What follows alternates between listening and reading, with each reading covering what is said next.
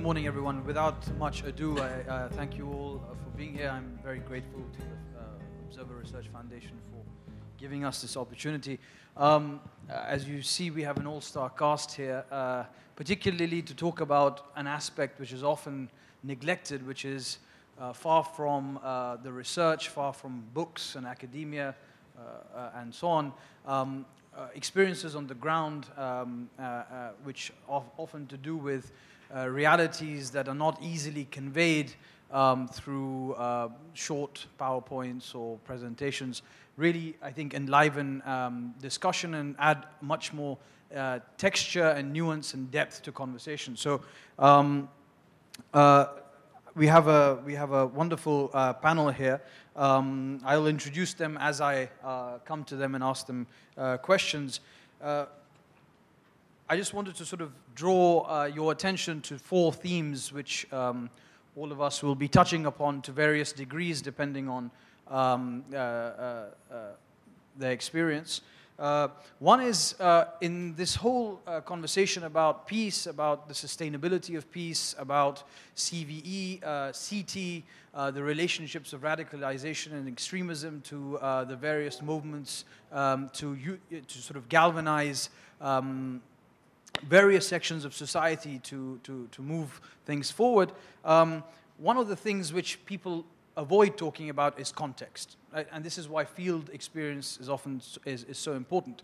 Context, as you know, is anathema not only to extremists and radicals, but also often to politicians, because context really does complicate. It adds granularity and forces you to move beyond generalizations. The other thing that we're going to speak about, since obviously it's a theme of the conference as well, is ideology as a starting point, as a finishing point. What role does it really have?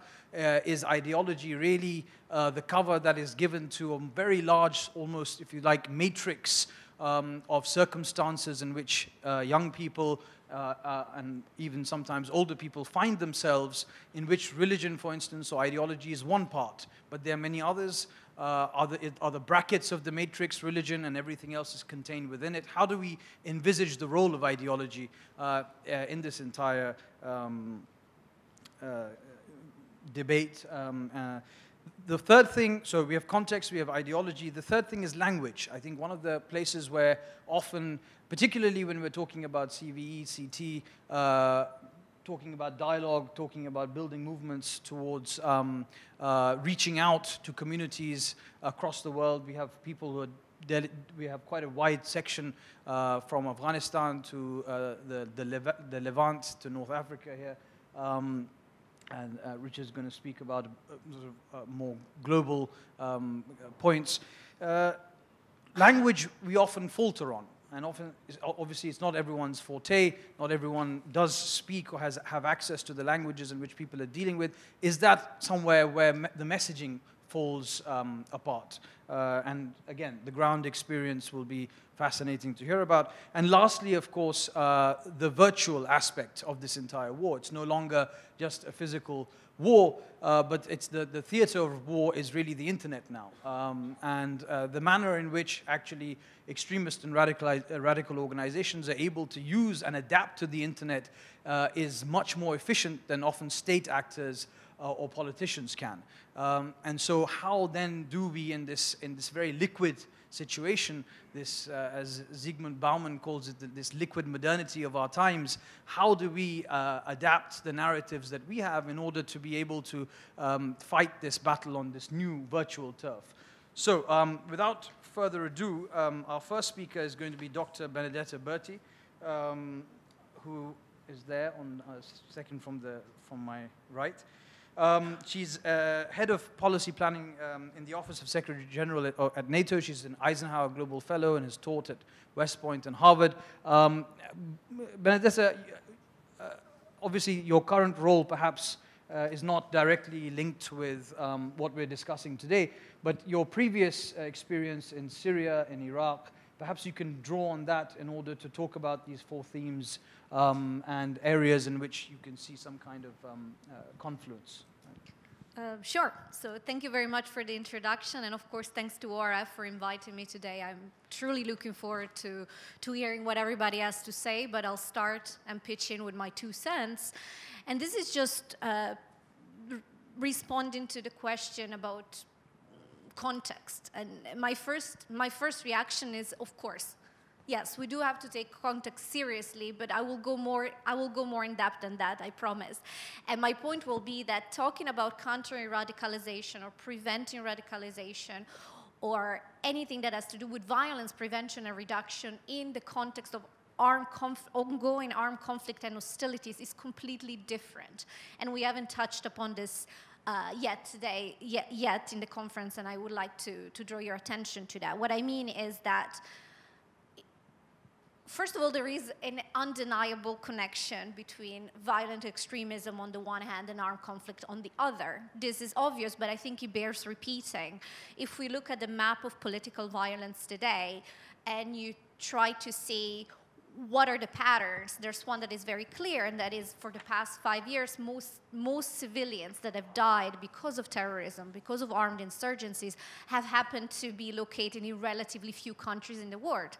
Those countries are Syria and Iraq, they are Afghanistan and Pakistan, and they are Nigeria. These have been consistently for the past 5 years the top 5 countries in terms of civilian casualties due to terrorism and armed insurgency. What does this mean? It means there is undeniable connection that we should start acknowledging between armed conflict, active hostility, a legacy of war, political and social instability, contested politics, embedded inequality, and radicalization and extremism.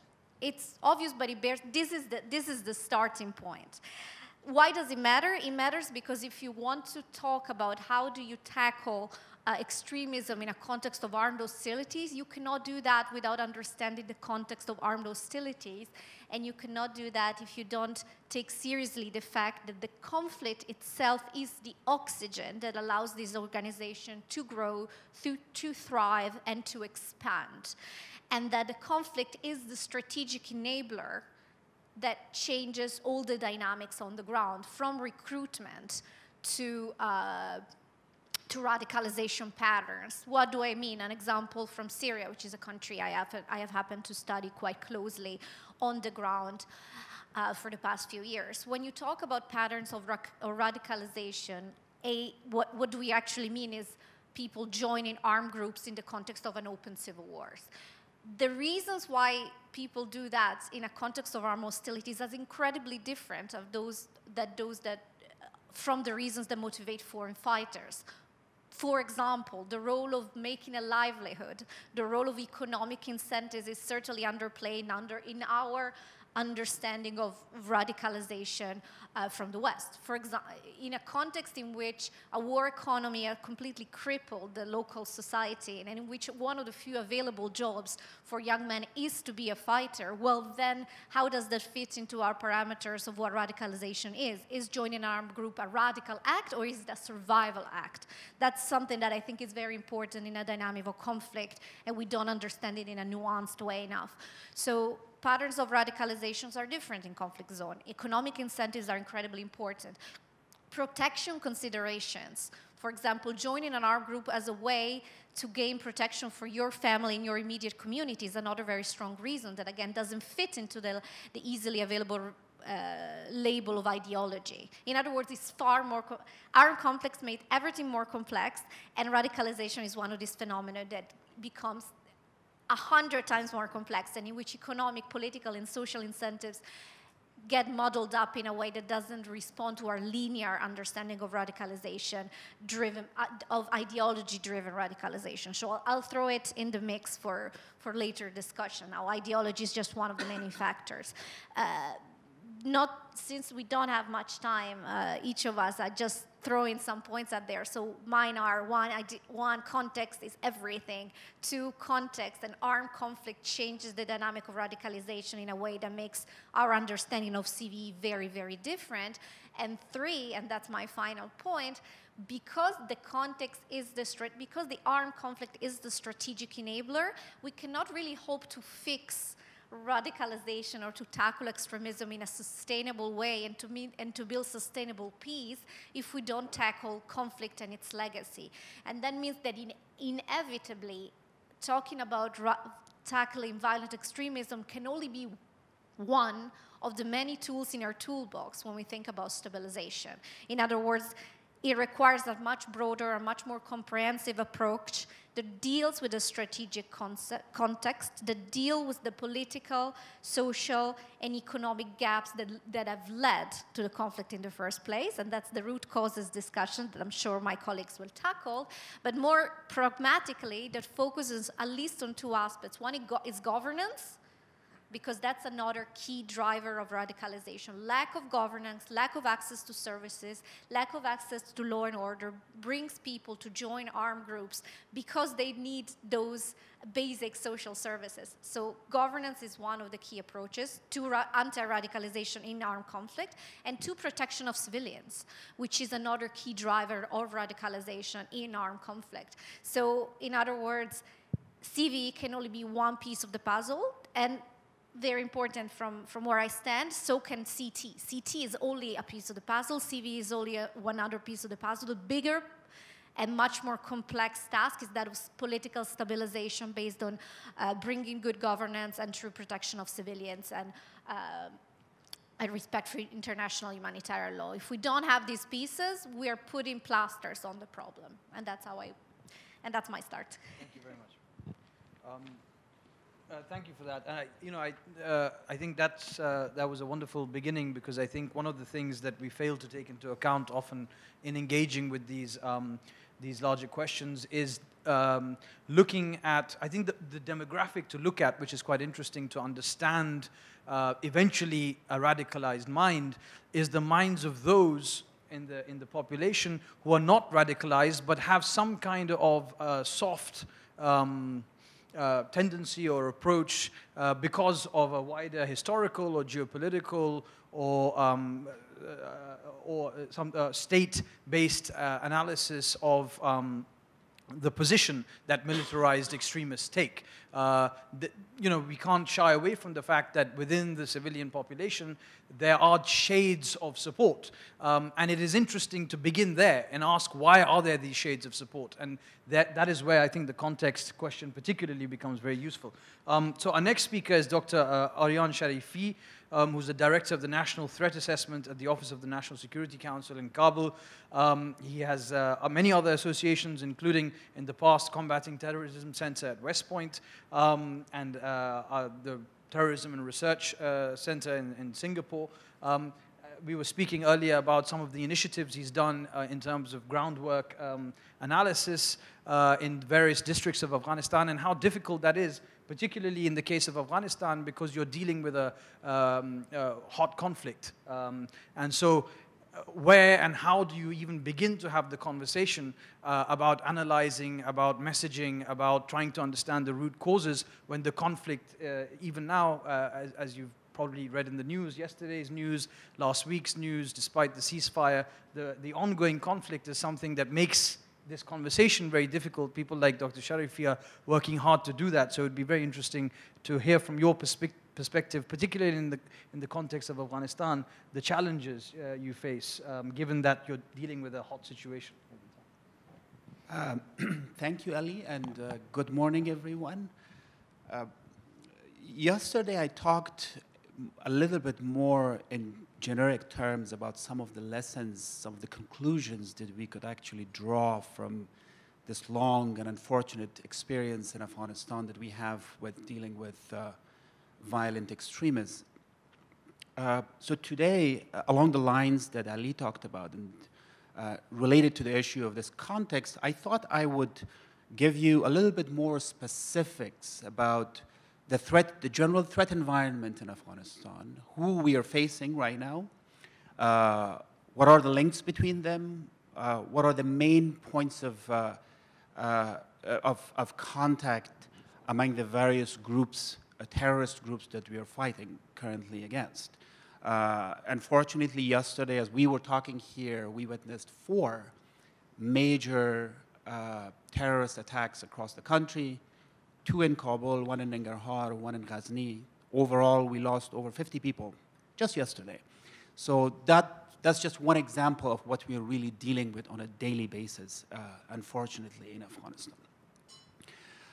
So please allow me to talk a little bit about the composition of the terrorist groups in Afghanistan right now, very, very briefly, the links between them and some of the concluding points, and what our official policy is in terms of who we are going to keep fighting against and who we are open to making peace, since the title of this panel was also about building sustainable peace.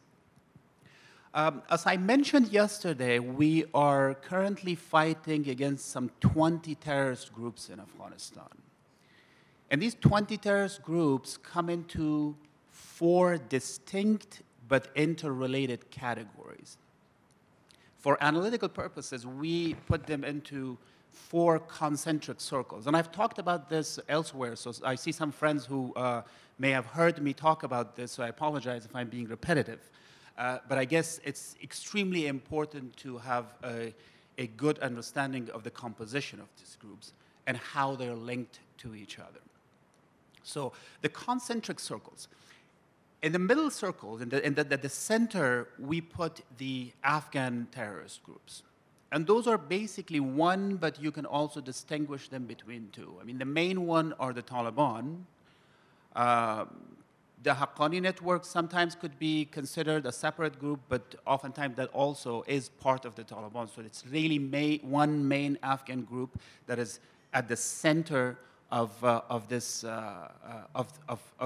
threat environment. And they come really into 3 major parts. We have the Quetta Shura, which is at the center, and then we have 2 military commission, what is called the Miram Shah Military Commission in Pakistan, and we have the Peshawar Military Commission, again, unfortunately, in Pakistan, settled in Pakistan. So that at the center are the Afghan terrorists.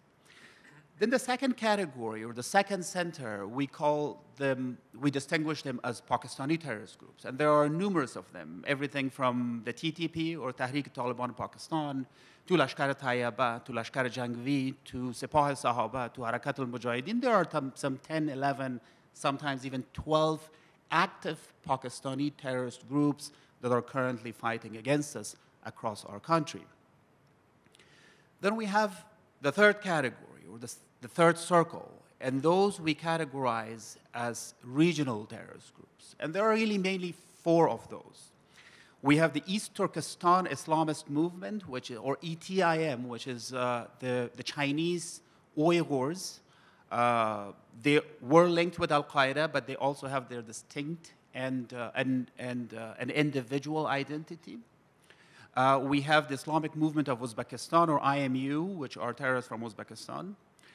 We have Jundullah and we have Ansarullah. Both are originally from Tajikistan. There are a few smaller minor groups that are originated in the region, but these 4 are really the main ones that are active and currently fighting against us. And then finally, at the 4th category, the 4th circle, we have global terrorists, and those are mainly 2. We have Al-Qaeda, traditionally been there for many years, and we have ISKP, or ISIS Khorasan, basically, Daesh. Now, overall, some 20 to 21 terrorist groups, one of which is Afghan, the other 19 or 20 are all foreigners. Now, we consistently observe at least 3 types of symbiotic relationships.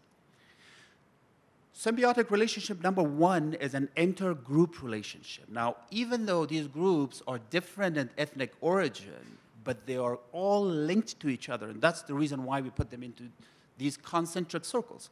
The Taliban are helping all of the others are helping the Taliban. So their existence, their functioning, and their operations are interlinked, and they're collectively threatening us all.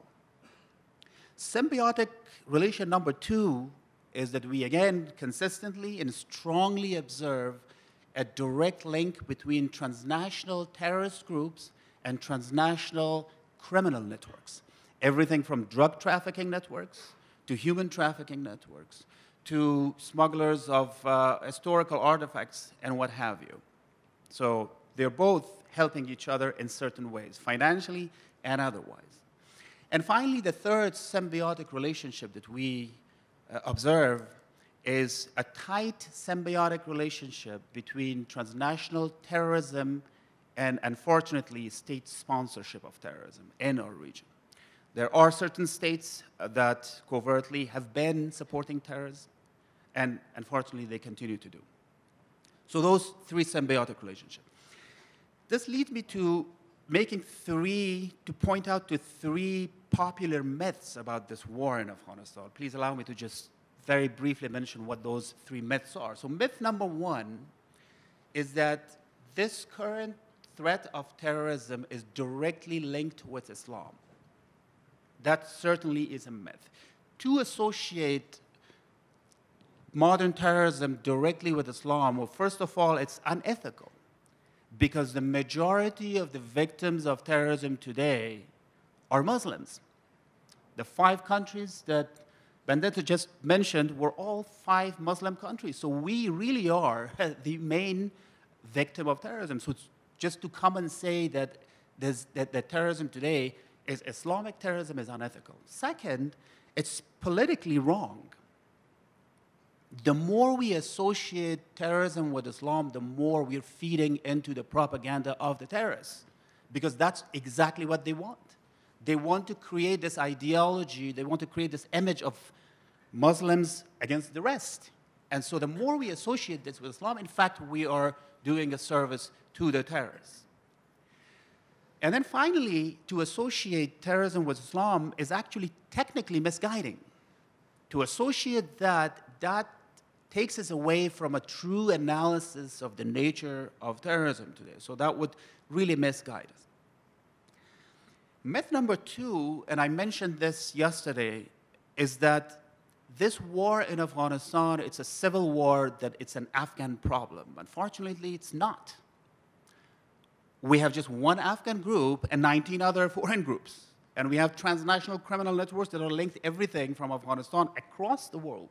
So it is a regional war, it is a global war, it is a war of narcotics, it's a war of transnational crime. We're all in it together. Finally, myth number 3 is that a distinction can be made between good terrorists and bad terrorists. Why I'm saying this? I am saying this because, unfortunately, and increasingly so, we see certain entities or even states in our region that believe that they can make peace with certain of these terrorist groups and use them against others. And unfortunately, that is also wrong and misguiding. And we have really bad experiences across the world in doing that. So even though groups might be different, they're all linked and they're all threatening us together.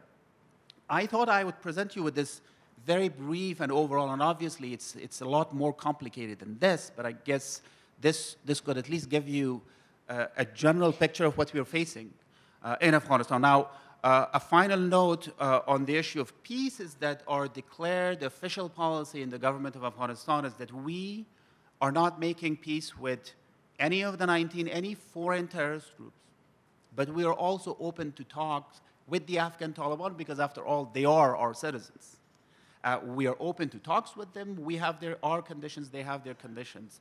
But as far as peace is concerned, we will never negotiate with any foreign terrorist group. Thank you. Thank you very much. Thank you for that wonderful survey of some of the context on the ground. Our next speaker, Hilde Deman. How you pronounce it? Hilde Deman has been working with Search for Common Ground since October 2014. And at the moment, she's country director in Tunisia, and expert in conflict, transformation, and gender. So Hilde, if I may, I'd like you to perhaps, again, enter this from the point of view of North Africa, your experience in Tunisia and Libya.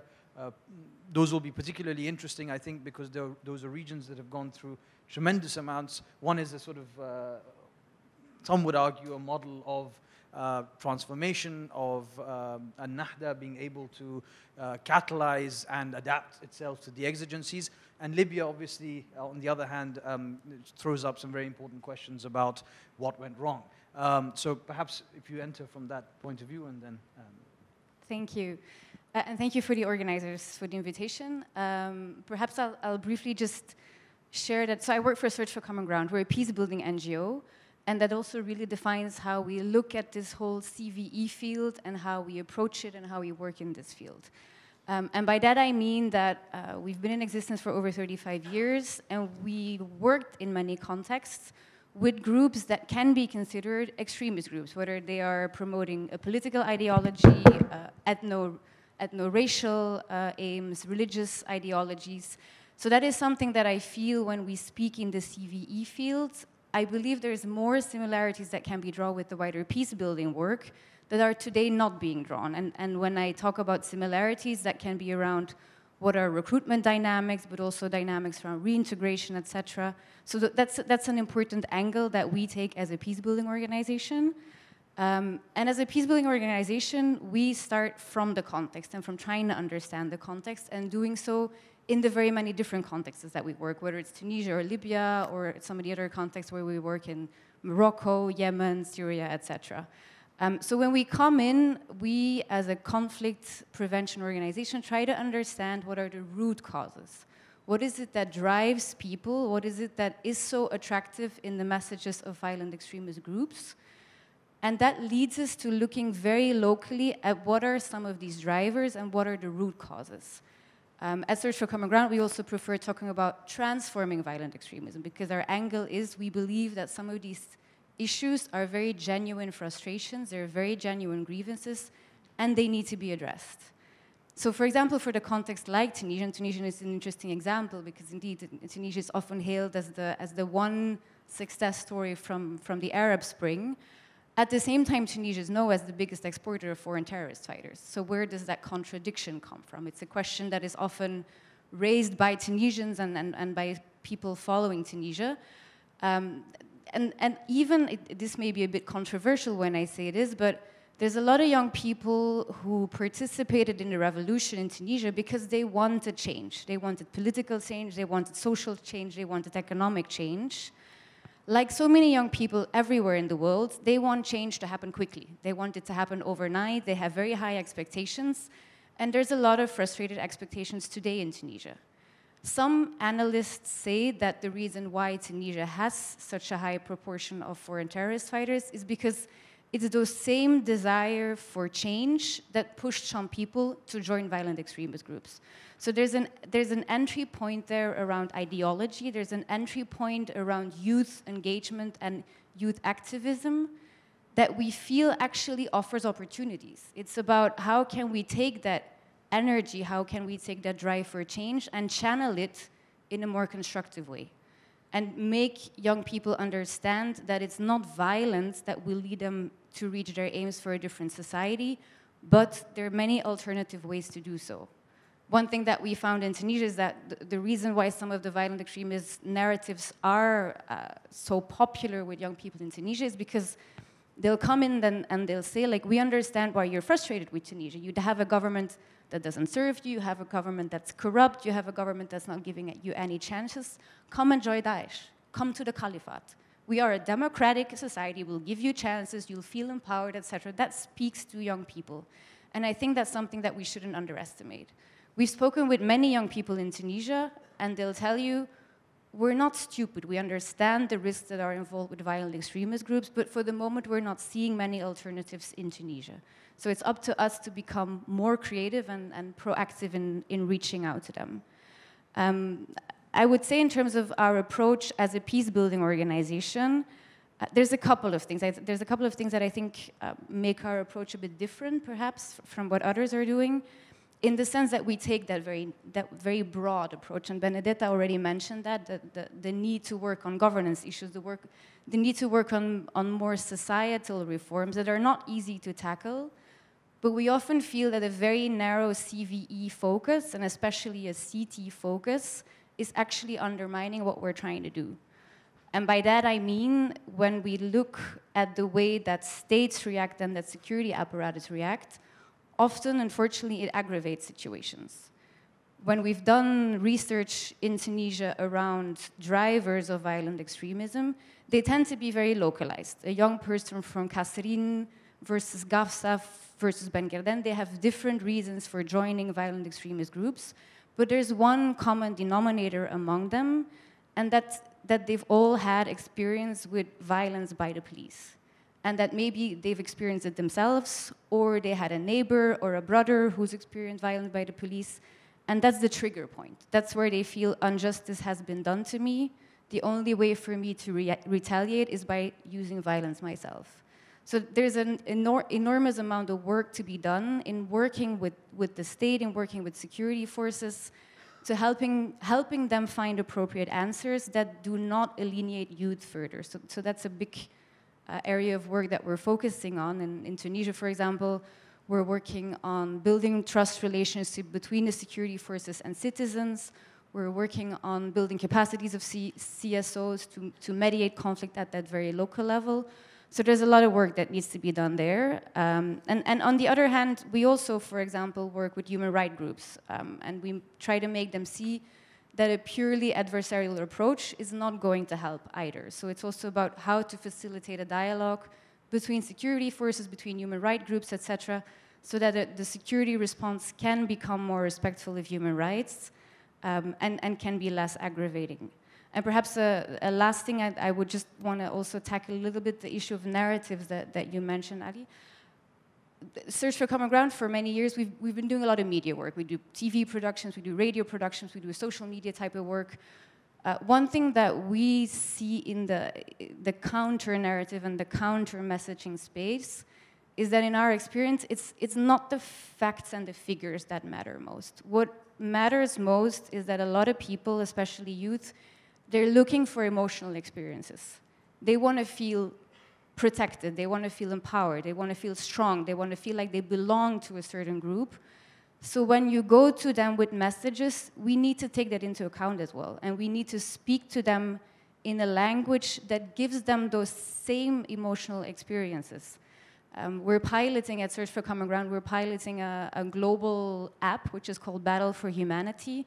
It's an online, it's a social media game where youth all over the world can log in and they are encouraged to do civic actions around them, to report on them through the app and give a type of peer review around them, etc.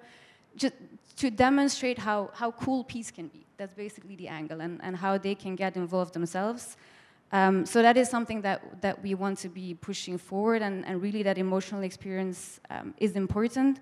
Perhaps finally, just a last point around, because you mentioned also the virtual realm, how many more of these struggles and discussions are playing out on the internet nowadays. I think that's true, and I think we need to be in that space. At the same time, I think we should not forget that face-to-face contact is still really, really important. And what we've seen in terms of recruitment is, yes, the online recruitment happens, but it's often that face-to-face contact that lures people. So we also need to be on the ground. We need to be speaking to people. We need to make sure that young people have people around them that they trust, that they can go to for questions, and that can offer viable alternatives. Thank you so much, Hilde, for that. Lastly, we have Richard Priem, who is an Associate Political Affairs Officer at the United Nations Counterterrorism Executive Directorate, and he's previously worked on security sector reform for the UN DP operations in New York, and a regional analyst at the United Nations Office of Drugs and Crime in Southeast Asia. Richard, I think if you could perhaps, since you're sitting at the UN, try and speak about the much wider picture, and particularly if you can focus on can we talk about trends and trajectories when we're talking about tackling insurgent ideologies, particularly given the history of the last 18, 17 years, where we know that although there is a narrative that is being sort of created out of CVE, out of CT, etc., often, whether it's sectarian alliances, or whether it's even Shia-Sunni alliances, depending on which part of the MENA region you're speaking about, or whether it's radicalized extremists and the manner in which they see their ideological genealogy, is it possible really to even speak about trends, trajectories, or is it too fluid a situation to predict where and what permutation the next entity is going to take. Thank you, Ali, and thank the ORF for inviting me here. Perhaps before I delve into that question, a little bit of background about the Counterterrorism Committee and its executive directorate for which I work. The Counterterrorism Committee is a subsidiary organ of the Security Council, the United Nations Security Council, and it was established after 9/11 to sort of streamline the global response against terrorist groups. And as part of this effort, we established a global research network where we engage with research and academia from around the world. And we currently have in this network over 100 institutions. And we're very happy that the ORF is part of that. And so our methodology for answering that question will be based on the research inputs that we get from this network. And we recently published a trends report on returning and relocating foreign terrorist fighters. And in that report, there are a few, I think, common trends that touch upon some of the country contexts we just discussed. And the first of which is that now that ISIL or Daesh has lost 98% of its territory in Syria and Iraq, the nature of their narrative for recruitment is also changing. They're increasingly pivoting from return to the caliphate to a certain nostalgia towards the caliphate. And yesterday we heard from the minister about the history of the narrative of the re-emergence of the caliphate in certain circles.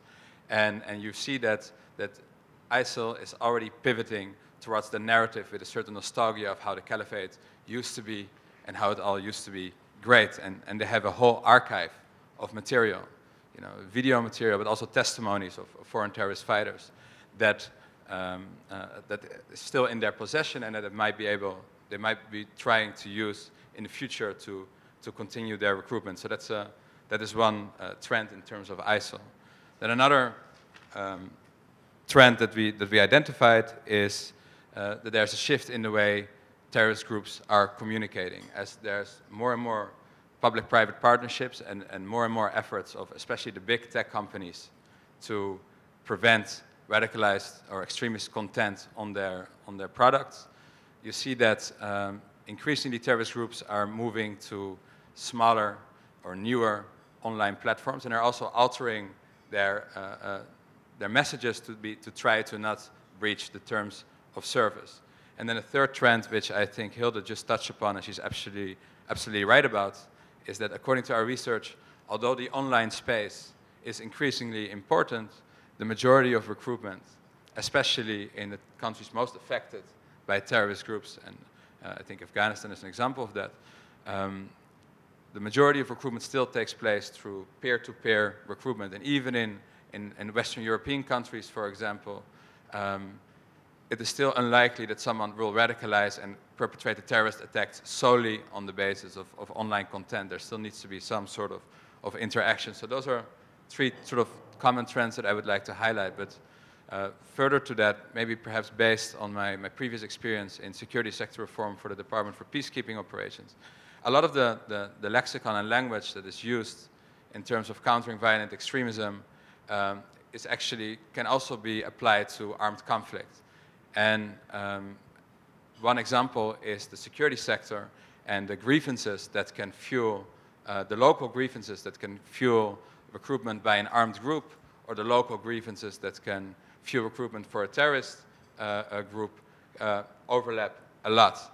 And I think that when we speak about CVE, and we yesterday heard the language of comprehensive and whole of society approaches, I think there's an elephant in the room there, and that is that the actions of government, and not only the preventive or the countering actions of government, but also the overall behavior of governments plays a big role in recruitment. And I think that you cannot have this CVE discussion without looking at the role of government security actors, or the provision of public services, and so on. And if you look at West Africa or the Sahel, you see that some of the groups that are currently being categorized as terrorist group by the United Nations, some of the grievances that they used for recruitment were previously used by groups that used to be categorized as armed groups in those areas. So I think with those three trends, and by linking sort of the armed conflict recruitment and terrorist recruitment, I would like to open my remarks. Yes. No, I just wanted to have a two-finger net and very much, well, besides that we agree on the analysis on having to invest in governance and on protection of civilians. But the point about making connections, I just wanted to stress this because I think we've all said it, but just more explicitly. Sometimes we tend to think a CV in silos, especially in complex environments, where actually there's a lot of lessons to be learned from a lot of experience that has already happened, targeted different groups. So disarmament processes, DDR, have a lot to teach about demobilization of radicals. There's a lot of interesting research, for example, about looking at parallels between gang rehabilitation programs and rehabilitation programs for former foreign fighters. There are a lot of connections to be drawn out for those who want to seek them, and I think we should, because on the one hand, yes, context is everything, and we can never have a one-size-fits-all solution, but on the other hand, there are lessons to be learned, because patterns of joining violent groups and exiting from violent groups have at least some degree of similarities that we can work, from which we can draw lessons. So absolutely, it's drawing lessons from peacekeeping, from peace building, from law enforcement when it comes to gang reintegration. I think we should really have those conversations more. So just to agree. Thank you, and just we are in the United Nations increasingly linking sort of the PRR, prosecution, rehabilitation and reintegration support and assistance that we sometimes can provide to member states. We are increasingly building on the vast amount of experience that the DDR, the disarmament, demobilization and reintegration section in the UN has through its decades-long work with peacekeeping. So. Well, thank you all, not only for your wonderful talks, but also for really sticking to time. I didn't have to do anything, which means that we have plenty of time for questions. I think what you were just saying, Richard, at the end about the role of state actors, I think one of the challenges that I faced in my research, and I think generally I found it as a trend in people who are working in CVE, I sort of straddle different worlds, but coming from the more longue durée sort of world of academia, one of the challenges I think is in the work I've done, whether it's in Syria or Yemen or Iraq, is often the narrative that is being foisted on the conflict is often born out of considerations that arise from geopolitical and geostrategic interest that don't necessarily take into account a highly dynamic situation on the ground. So whether it's in northern Yemen, when I was there, seeing how there was really a battle for the hearts and minds of the Zaydis, who are, the Houthis, who are, they're sort of crypto Shias because theologically they're Shia, but in terms of their jurisprudence they're Sunni. And Iran and Saudi Arabia were both playing this kind of very complicated game there in order to sort of win people over and convert people, quite literally. Added to that, obviously, was influence from European and other actors in Yemeni internal politics. And so I think one of the challenges, and I hope that's what you're taking away from this panel, is the need to really step away from trying to give this conversation an overarching narrative. And I think what you were saying, Arian, is very important, is particularly to not use a vocabulary and a language that actually exacerbates and aggravates. It's always very surprising to me whenever I'm traveling any of these countries, or even recently when I was in Kashmir a few weeks ago in Shopian and Taral in that region, and met a large number of young people who are, there's a university there called the Islamic University of Science and Technology. What's very interesting is that there was a kind of almost noticeable section of the people I was meeting who were no longer even concerned with Pakistan, they were not concerned with India, they were not even concerned with Azadi. It was almost this kind of nihilistic vortex that they described. Now, that's very hard to translate into anything crystal for a media group or for think tanks, etc. But again, it's very important, I think, to keep that context in mind, and for there to be boots on the ground other than combat boots. People who are working in NGOs, running various kind of centers in order to not only live within a population, but also try and engage beyond just the apparatus of state power. So we have almost 25 minutes. So please ask questions. We'll take 3 questions at a time and then keep moving forward until we run out of time. Yes? Thank you. My name is Manpreet Vohra. I'm Additional Secretary in the Ministry of External Affairs. Until recently, I was the Indian ambassador to Afghanistan. It's more of a comment, really. It's a little disturbing to hear the almost fundamental importance being given by some of the panelists to the context. You know, it's almost a romantic vision of there are grievances, and therefore that somehow justifies violent extremism or terrorism. I think we need to be very careful of not following into that trap of thinking that something justifies violent extremism, neighbor killing neighbor, and terrorists entering into mass killings. I think if lack of economic opportunity, jobs, economic inequity, grievances, pending conflicts were really such major drivers, I would say that much more than half the world should be seeing violent extremists and terrorists. But it's not that way. Poor people everywhere have not turned to violent extremism or terrorism. So we need to be very careful. I'm grateful to Dr. Sharifi for giving the Afghan context, which in a sense challenges the context tried to be explained by other panelists. I mean, how do you explain 19 foreign terrorist groups who have nothing to do with Afghanistan? They are not Afghans fighting in Afghanistan. I mean, how do you draw a context from that? So it is much more than that. I think the role of states, someone in the morning questioned Baroness Williams about, do non-radicalized people perhaps indulge in radicalizing because they've got their own agenda? And I think that's far more important, the agenda of those who lead these movements.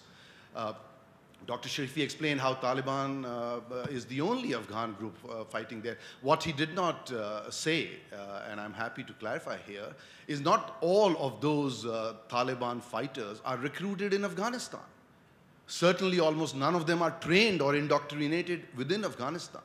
So there are other factors at play, and I do not think we should ignore those fundamentally, which some of us, at least as practitioners on the ground, see as being far more important in driving conflicts and sustaining terrorism than context of economic opportunity or misgovernance. Thank you. May I? Do you want to just hold your thought and just Oh, get the other 2 questions? Then you can. Should we? Yeah. Yes, Just I someone at the suppose. back. If you want. I'll do reason. Hello. Okay, so I'm Ritvik Sharma. I'm working at ORF. Taking the opportunity of having 2 representatives who have experience in from countries which have been plagued by terrorism, and having two representatives from the supranational organizations which are present in the world right now, could the panel please address how CVE efforts face issues due to state narratives which have been working all around the world right now? So there's a wave of global nationalism which is going on, and how does that impact in feeding the narratives which are practiced by extremists? Thank you. A third question? Yes. Hi, my name is Ashutosh Jaina. I'm from a campaign, Facebook campaign, CV campaign. We are Paxaholics. So I have a question that US and Afghanistan are fighting Taliban groups in Afghanistan. So how can the neighboring governments contribute to fight this or to tackle this problem?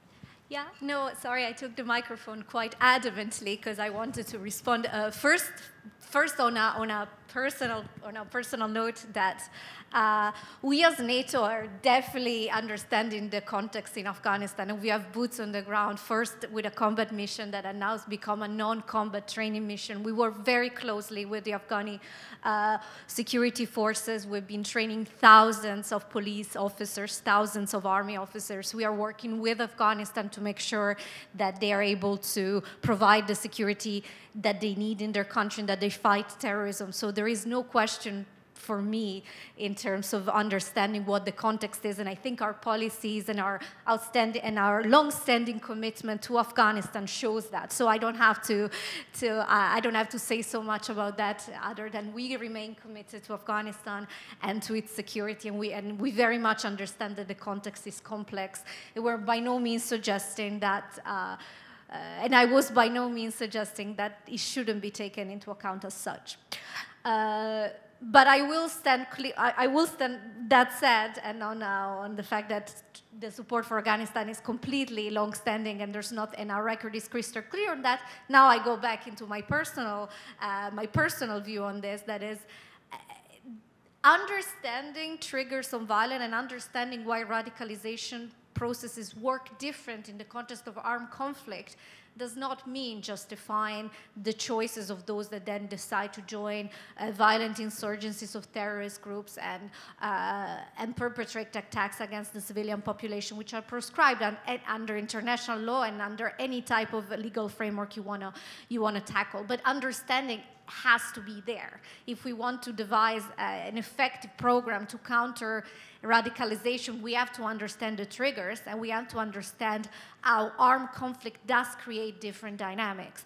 I didn't go so much into the economic grievances because I think after about 3 decades of long-standing empirical research there, I would agree with you, sir. We know that that's not the case. We know that are not the poorest who radicalize. We know that there is not the fact. And if we look at the leadership of some of these organizations, we see that they tend to be fairly middle class, fairly educated, and to have a CV and a socioeconomic upbringing that would by no means fit into the absolute deprivation theory. This is something that all the research has proven for decades. So I think going back to that debate, yes, I don't think there's a disagreement. I think where maybe we are insisting, and I cannot speak for my colleagues, but I can speak for myself, talking about the importance of governance and the importance of law and order and the importance of stability. This is field-based. I think this is a field-based sense that, as a practitioner, it's hard to ignore the fact that, and I'll take a group I know fairly well, ISIS. It's hard to ignore the fact that part of the recruiting success, especially in the pre-caliphate years, so pre-2014, if you're looking at their boom, their resurgence, without going into much the history of the group, but they were born out of the post-2003 Iraqi insurgency. Their leader, Zarqawi, was then killed in 2006. They had a few years in which they were imploding. Then after 2011, the group grew again and went on to a newly recruitment process driven by the fact that, one, the security situation was more favorable to them. These were the year of the U.S. withdrawal. 2, there was a missed opportunity of integration with some of the Sunni communities they were recruiting towards. But in a gist, part of the reason of their recruiting success on the ground was that they were able to go to communities and fill that governance gap and offer security provision in an area in which security provision wasn't all that it could have been or was marked by inefficiency and corruptions. In other words, that doesn't justify, but that explains why they were able to recruit in some communities. They were able to target some communities because there were gaps. There were governance gaps, there were security gaps, and they were able to come in and fill those gaps. So in other words, if we have to design a long-term security strategy that aims at defeating these groups, we have to address the fact that at a certain point we have to fill those gaps. And that's the point. I don't think it's about justifying the individuals. But yeah. I just want to completely agree with what Benedetta was just saying. I think it's in no way that we're trying to justify or encourage people to join violent extremist group. It's more when we talk especially about a preventive angle, is trying to understand what are some of the very local drivers around it, because if we don't understand it, we won't be able to prevent it either. And when I say understanding, it's also about understanding what makes young people choose not to opt for violence, because there's so many people in many countries that decide not to join. So what is it that makes them more resilient? What is it that, what are the alternatives that they're seeing that maybe some other young people are not seeing? So it's really just trying to understand to be able to do our programming better, because what we have seen from being practitioners or on the ground is that if we don't do that and we come in with a very counter-terrorism approach that is very kinetic, we see on a daily basis the negative impact of that. And so that's also what I was talking about earlier. When we talk with state, when we talk with security forces, we talk about, we're calling it enabling state environment. How do they see it? What type of support do they need to be better accepted in their communities, to get better collaboration with citizens, to be better seen in their role of being there to protect communities? There's a lot of work that needs to be done in that field of trust building and relationship building. And so it's really about trying to understand what drives that. And I would say when it comes to resilience, one of the things that we found, and there was mention made by the previous speaker around that, is isolation is often a killer factor. So what we've started doing in Tunisia is we have a program with the Ministry of Education, primary school. We're working with kids 8 to 12 to teach them values around tolerance, around dialogue, about openness to diversity. And we're bringing them at the same time, we're bringing the kids out of the classroom and we're bringing them in contact with local authorities, with CSOs, etc., so that they start seeing from a very early age what are the different ways that you can engage in your community. And when you have an issue, when you have a question, who can you turn to? So that when they become 15 and 16 and they're starting to really face identity crisis, etc., that they don't feel left alone and that they have somebody to turn to. Thank you for that, Hilde. And I think, I don't need to reiterate the whole idea that context is not justification, but understanding, and especially, Ambassador, my limited experience on the ground, speaking to various members of various countries in the Middle East in particular, I think it is very important to treat people who are not radicalized yet have grievances as rational actors. And I think once you do that, then you can, whether the grievance is historical, colonialism, etc., whether it's geostrategic, whether it's state intervention, armed conflict, as soon as you are able to understand the drivers, you can tailor-make the kind of counter-narrative. And I think the biggest problem in CVE is that the largest group of people who actually want, in my experience, across this region, in fact, from South Asia all the way to North Africa, who actually want to be able to rid Islam, as you were saying, of this tag, feel constantly alienated because they're on the back foot. And so I think that is precisely where a lot of work can be done in trying to create a kind of conducive ground. Arian, would you like to just answer those two questions which were about Afghanistan? And then we have a few more, so if you brief answers, please. Thank you. Please allow me to quickly reiterate what Benedetta said about the strategic partnerships we have with our strategic partners, with the United States, with NATO, with the EU, with India, with a few other countries. Those partnerships are strong, those partnerships are mutual, and those partnerships are for the long term. Both sides understand the need and necessity for those partnerships. Our strategic partners understand that we in Afghanistan do not lack in courage and commitment to fight this menace. No country in the world in present times suffers as much as we do at the hands of modern terrorism.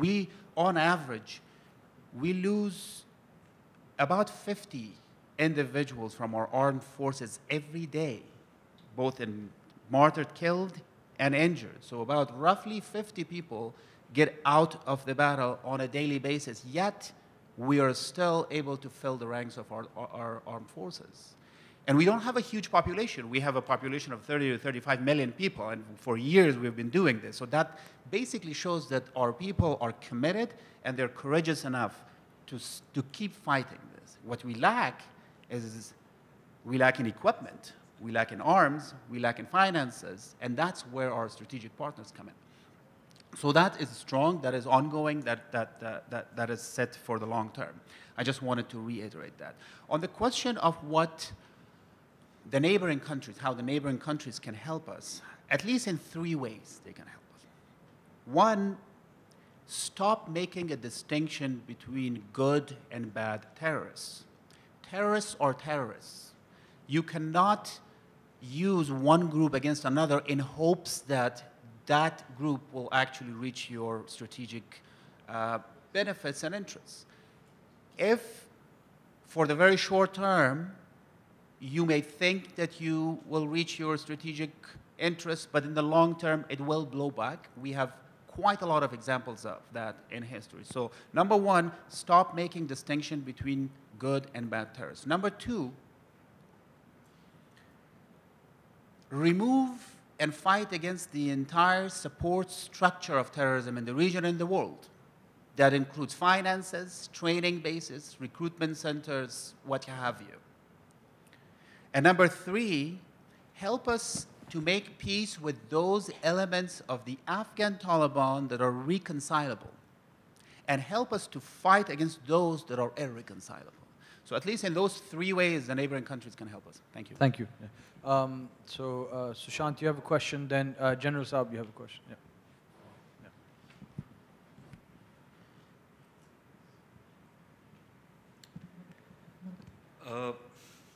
Well, my question is built in my comment, and whoever cares to answer it.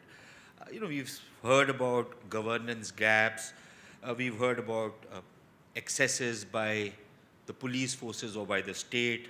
But what surprises me is that we seem to have assumed that an excess by the state institutions, whether it's be the army or the police, tends to act as a trigger for some of these guys.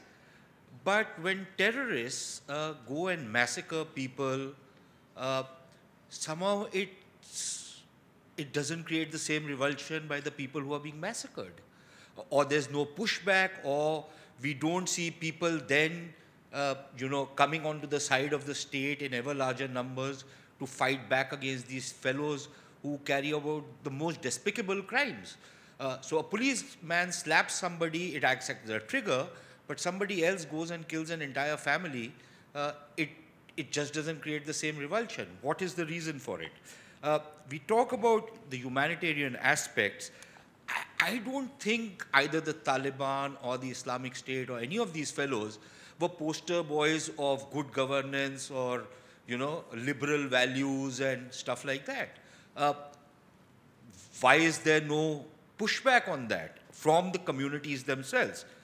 So the question which enters my mind then is it that the terrorists are so effective because they are able to impose their writ without anything holding them back? No law, nothing holds them back. So they want to come into this room and they want to pass a diktat, they can do it. And if I don't want to listen to them, I want to question them, my head is chopped off. The states can't do it. The states are limited by certain laws, certain framework. Somebody does something, there's a court of inquiry sitting upon that fellow. So is it that the states are not able to impose their writ, and the terrorists are very effective in imposing their writ? And I'll just give a small example from our friendly neighbor, yours and ours, Pakistan. There was a market in Lahore which was famous for pornographic stuff. It's banned in Pakistan, but it was an open market. One day, one poster in that market by the local Taliban, and the next day, all the shopkeepers came and burned whatever they had. The state could not impose themselves, but the Taliban could. Is that the biggest problem which we are not looking at?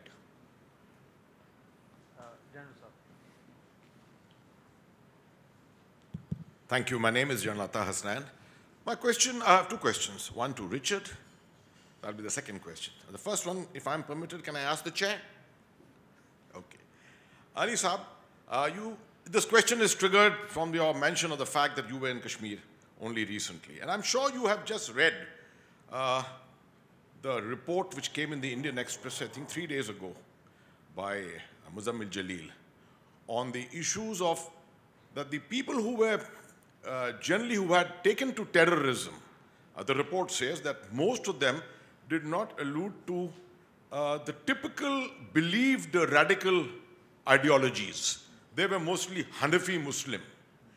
Now, do you agree that, would you say this kind of a report has any credit? For the simple reason, I would say the 40,000 fighters who went to the ISIS were not even, many of them were not even Muslims. Many of them were Christians. Many of them were of different other faiths.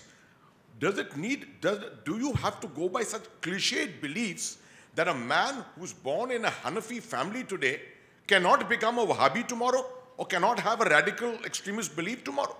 If we go by these kind of cliched ideas in India, where are we heading in our counter-narratives?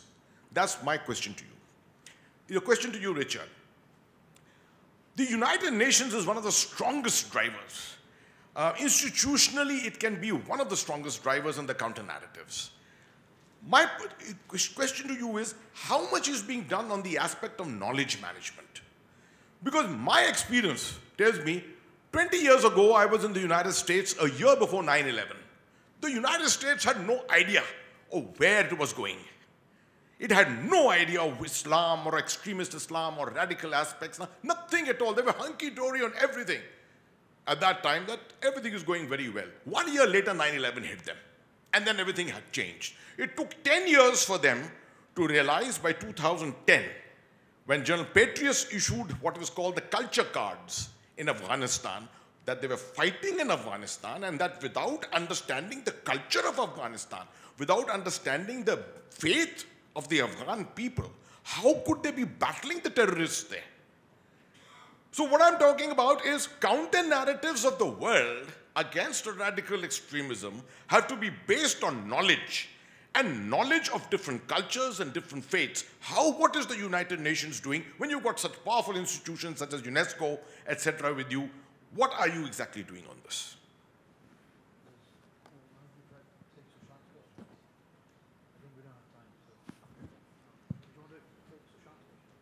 Sure. I'll respond to the last question first. I cannot speak for the whole of the United Nations. It's a very big organization, and and we're governed by 193 member states. So one of the reasons why